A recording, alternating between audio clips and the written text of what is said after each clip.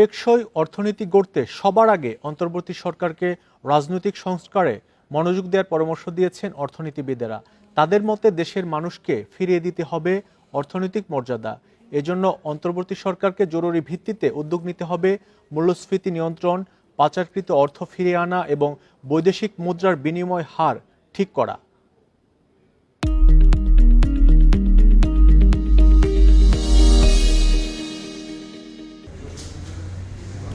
উচ্চ মূল্যস্ফীতি, ডলার সংকট, অর্থ পাচার বেড়ে যাওয়া, বৈদেশিক মুদ্রার রিজার্ভ আশঙ্কাজনকভাবে কমে যাওয়ায় অস্থিতিশীল হয়ে ওঠে দেশের অর্থনীতি।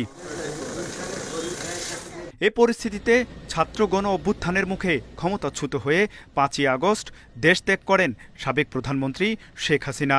এর 3 দিন পরেই ছাত্র জনতার দাবির মুখে অন্তর্বর্তীকালীন সরকারের দায়িত্ব নেন নোবেল বিজয়ী অর্থনীতিবিদ ডক্টর মোহাম্মদ ইউনূস। অর্থনীতির অচল অবস্থা থেকে মুক্তি দিতে নতুন অন্তর্বর্তী সরকারের কাছেও প্রত্যাশা বেড়েছে মানুষের। অর্থনীতিবিদরা বলছেন, বড় ধরনের রাজনৈতিক ও অর্থনৈতিক সংস্কার করা গেলে মুক্তি মিলবে সাধারণ মানুষের। যদি আমরা আগামীতে রিফর্ম করে এটা থেকে বের হয়ে আসতে চাই টেকসই ভাবে, তাহলে কিন্তু পলিটিক্যাল রিফর্মটার দরকার হবে। পলিটিক্যাল রিফর্মটা গুরুত্বপূর্ণ এই জন্য আমি বলছি যে যদি রাজনীতি ঠিক না থাকে অর্থনীতি ঠিক থাকতে পারে না।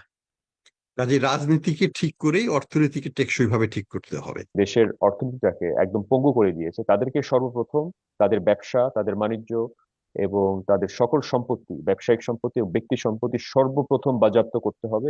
মূল্যস্ফীতির তীব্রতা থেকে মানুষের কষ্টকে লাঘব করতে নতুন সরকারকে বিভিন্ন পদক্ষেপ নেয়ার পরামর্শ অর্থনীতিবিদদের। মূল্যস্ফীতির চাপ এটা আরো বাড়বে সামনের মাসে। আমাদের যে এক্সচেঞ্জ রেটের উপর চাপ এটাও হয়তো বাড়বে সামনের দিকে। এগুলোকে খুব দ্রুত সমাধান করতে হবে। হ্যাঁ, সরকার পরিবর্তনের কারণে একটা আস্থা ফিরে আসছে জনগণে। নিম্ন আয়ের মানুষ, মধ্যম আয়ের মানুষ এবং যারা হতদরিদ্র এবং দারিদ্র্যের সীমার নিচে যারা মানুষ যারা বর্তমানে অবস্থান করছে, তাদেরকে কি করে আমরা অর্থনৈতিকভাবে স্বাবলম্বী করতে পারি, তাদেরকে কি করে আমরা অর্থনৈতিকভাবে মুক্তি দিতে পারি, সেটা হবে আমাদের বর্তমান চ্যালেঞ্জ। সর্বোপরি আইনের শাসন প্রতিষ্ঠা করা না গেলে অর্থনৈতিক মুক্তি সম্ভব নয় বলে মনে করছেন অর্থনীতি বিশ্লেষকরা। কর্মীদের সামনে কথা বলছেন। তৌহিদ রানা, ইন্ডিপেন্ডেন্ট নিউজ, ঢাকা।